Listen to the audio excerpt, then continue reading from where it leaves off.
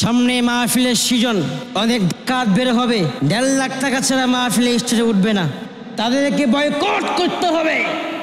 যারা কন্ট্যাক্ট করে মাহফিলটাকে বিনষ্ট করার চেষ্টা করে, আমি আপনাদেরকে বলতে চাই, কি দরকার কন্ট্যাক্ট করে ওয়াজ করার?